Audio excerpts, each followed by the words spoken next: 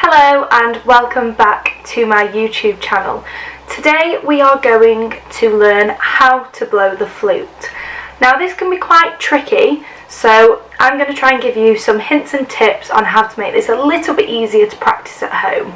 We are going to start by taking the head joint of the flute. If you are unsure of which part this is, you can head back to my previous video where I show you how to put your flute together, and this will make it a little bit clearer. First we want to take our head joint of our flute, and we are going to look at the lip plate, which is this part here. We want to make sure that we are using this thicker side and placing it against our chin like so. Nice and gently under a relaxed bottom lip. Now, to first start blowing, what I want you to do is take a really good deep breath, but not lifting our shoulders. Ignoring your lips and just blow.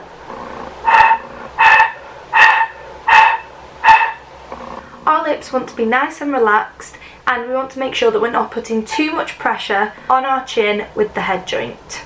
Now, what I want you to do is just blow normally, but I want you to use your diaphragm, or tummy muscles as they are more commonly known.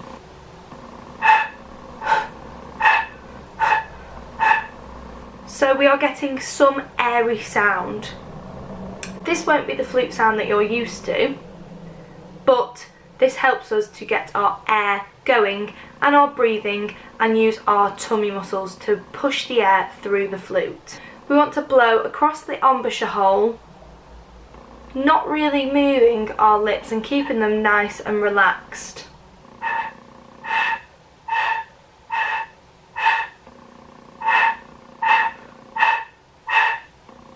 Can you hear the air going across the embouchure hole? Once we have established an airstream, we can start to form an embouchure. Now this is the way we place our lips when we are blowing the flute. The embouchure can help us direct the air into the flute to create that lovely, well-known flute sound that you are hoping to achieve. We also have tiny muscles on the inside of our lips, which helps us to create this embouchure hole.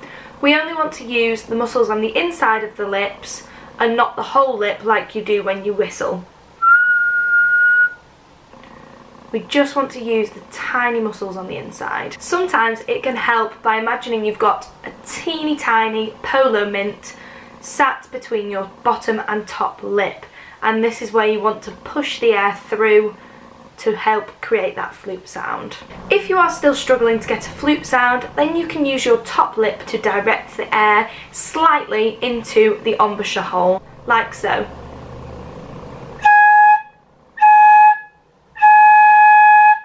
To get a good sound on the flute, I like to imagine that you've got an extremely long piece of spaghetti coming out of your mouth, and that is your airstream.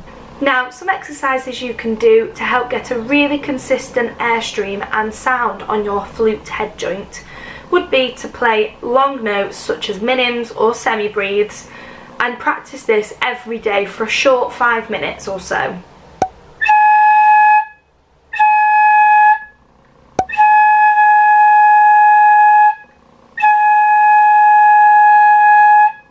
The more you practice blowing, the easier it will become. Another exercise you could practice is having someone at home clap a really simple rhythm for you to copy on the head joint, like so.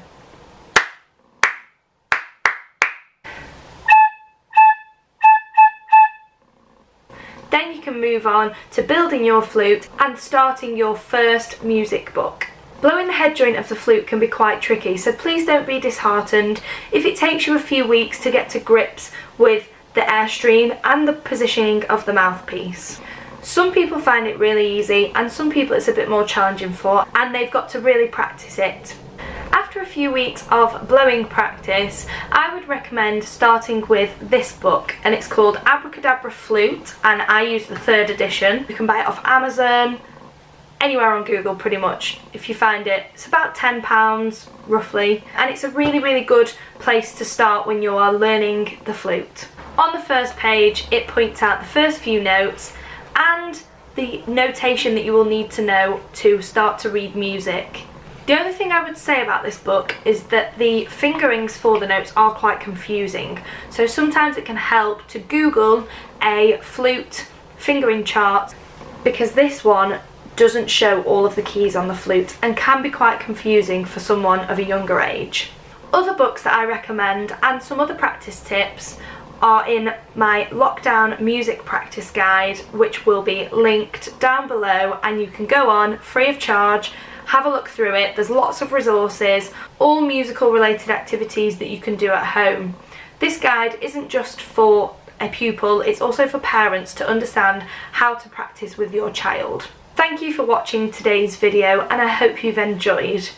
Please subscribe to my channel, it would mean a great deal, particularly now we are back into lockdown in the UK, and I'm hoping to create as much content as possible for this channel to help you, whether you're playing the flute, clarinet or saxophone, or just music in general.